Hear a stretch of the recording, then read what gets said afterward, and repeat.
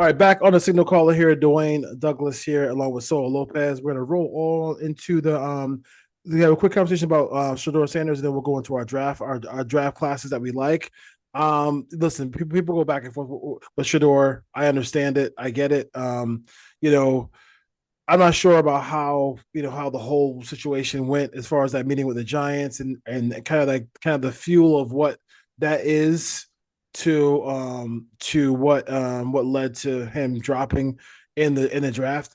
He cost him. I guess that cost him a whole lot of money. Yeah. It wasn't something that was like on off the field. He wasn't getting a DUI like like Baker or people like that. He wasn't doing anything like that. I mean, but what people didn't like, obviously didn't like everything about like whatever they meant what they met with him. End of the day, he has to pick up the pieces. Here's an opportunity for him to go play good football, and make the roster out there in Cleveland, and it's out there for him. So right now, all that stuff is behind him now. Yeah. If he's working and getting an opportunity to and like kind of taking advantage of this opportunity to like to make the Browns make him cut a quarterback to put him in place at least at least in the second tier Yeah. or third tier, then it all is what it is.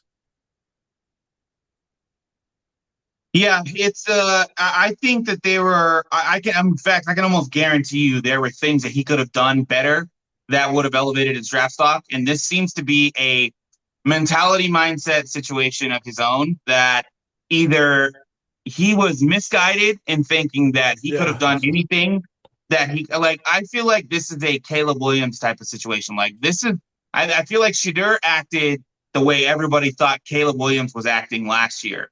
But the difference was Caleb Williams was always going to be the number one overall pick, no matter what. So the like hiding or not giving the medical to all 32 teams, like that kind of stuff, and maybe remember some of the you remember how that was a big deal? yeah, it was Right, a yeah, gigantic deal. yeah, Like it big was a deal, yeah. huge deal. And well, he paints his fingernails and is he taking it seriously and all this crap. Like it didn't end up mattering at all. He was the first overall pick.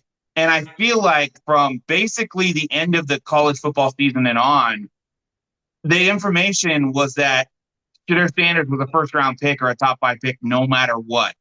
And I feel like that information, probably given to him by his dad, who thought he knew, um, really, really, really like I would say shifted his whole perspective on where he was going to get drafted and what he needed to do during this process. Not working at the combine when most people didn't have a first round grade on him, or at least it seems like that now. Blowing all the interviews, blowing all that stuff, and then all the stuff that's coming out now about it is just feels like someone who was misguided in thinking they were going to be a top five pick, I think and so. they just were never Yeah. maybe at one point were thought to be that, but at some point when you've gone down to it, everybody just took them off his draft board based off blowing the interviews and not feeling like there's a sense that you have to work hard for what's about to happen for you. And that probably is what happened, and that probably like led to the slide all the way down to the fifth round. Which is weird because you can't fake it.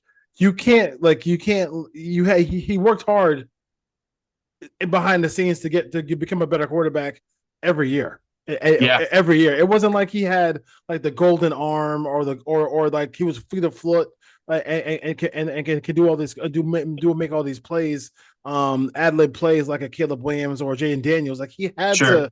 to he put in the time. So like he obviously should have put in more time and just and I think the weirdness of their pro day really turned NFL teams off.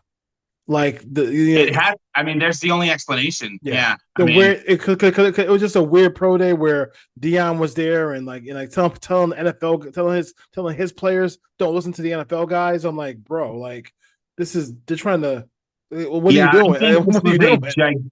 I think this was a gigantic swing and a miss by Deion Sanders and how he coaches his guys at the next level. I really think that he has done a major disservice to not only his son, but I think to future Colorado prospects in this regard. That Yes, I think so. you have guided your son into a really poor first impression for NFL people. Because it's not like NFL people were surrounding him and being like, let me like having meetings with him every other week or whatnot. He wasn't getting to know any of these people during the college football season. This Yeah. was his opportunity to I would say convince those organizations that he is ready for the task. And I would say, based on the information that's coming out now, none of them felt like he was ready, and the entitlement, the smugness, and all of that in the interviews just really kind of willed out here for a lot of these people. Is what it seems like. Attitude is gigantic in the NFL, and if you don't have the right attitude and the right work ethic and the right understanding of playing for an NFL organization, I just don't see why a lot of teams would take you and give you the keys to their franchise over that.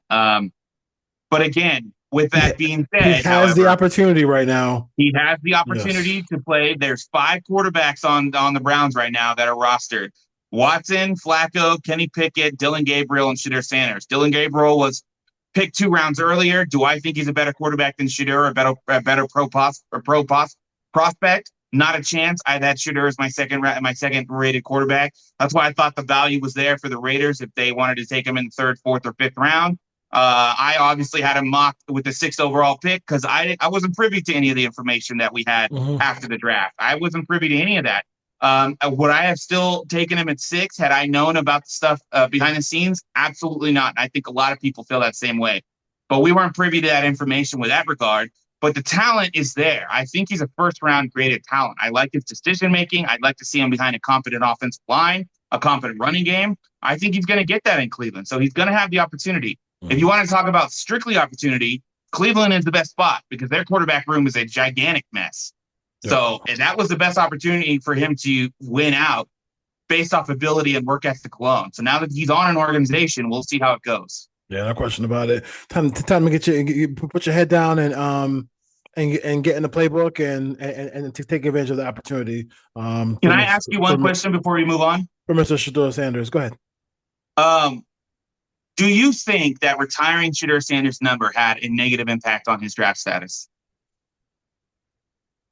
No, I don't Okay. think so. I don't. No. I don't think because that's something that was out of his. That's out of his control. And if his dad, I mean, Is it though? Is it out of his control? Well, he can't. He didn't say he didn't record. He didn't retire his own jersey. His dad runs the program. Like, you know what I'm saying? His dad said, and he's what's he gonna say? No, don't retire it. Like, you know what I mean? Like, to me, I don't know. I don't know if the great Colorado, Eric Bieniemys and I forgot the quarterback.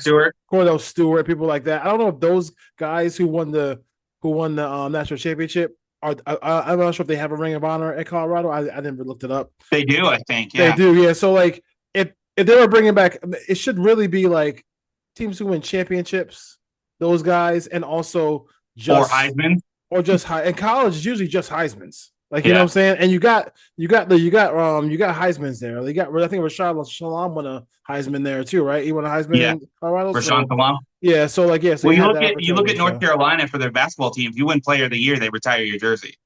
They put your jersey in the rafters. There you go. So if you're Player of the Year in North Carolina, you go up there with all the rest of the greats from North Carolina. Yeah, no question about it. I do think the Raiders should start doing that, a Ring of Honor, and I think it should just start with Jim Otto because nobody's gonna wear double zero. Gotta be double zero. Yeah, no one can do it anyway. Mr. Raider.